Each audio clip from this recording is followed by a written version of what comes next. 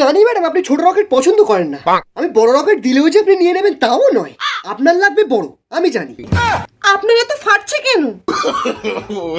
ফাটবে কেন? আসলে আমি রকেটটা চালাবার সময় ঠিক ধরতে পারিনি।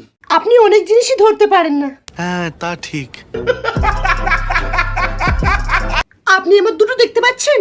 হ্যাঁ আমার দুটো। দুটো? আমি তো এখানে সবকিছু একটাই দেখতে পাচ্ছি। তার মানে আপনি কাছের জিনিসটা লক্ষ্য করেন না। দেখছেন ম্যাডাম আপনি কেমন নোংরা নোংরা কথা বলছেন।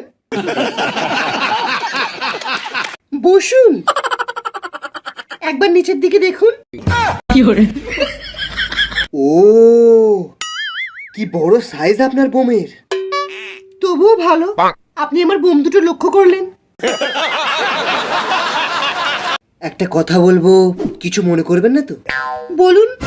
আপনি যদি আপনার বোম দুটোকে আমার রকেটের সাথে বেঁধে ওড়ান, এটা আরো জোরে ফাটবে।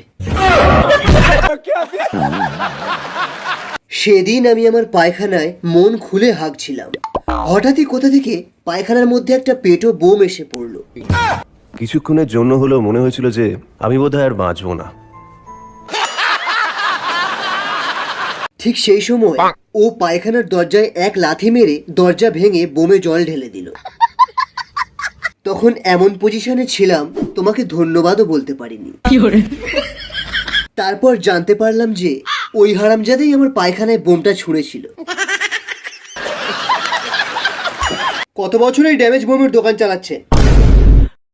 5 বছর স্যার। এর মধ্যে পাবলিকের কেলানি খেয়েছেন কতবার?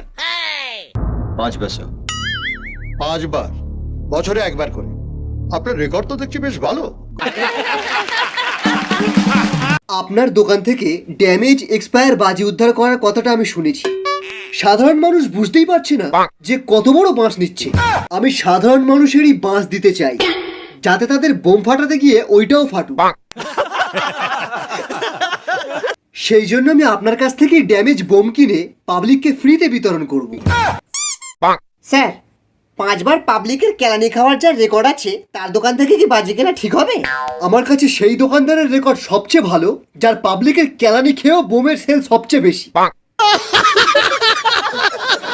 আয়না চলে দরজা খুলে খাই চল ফুচকা মুড়ি।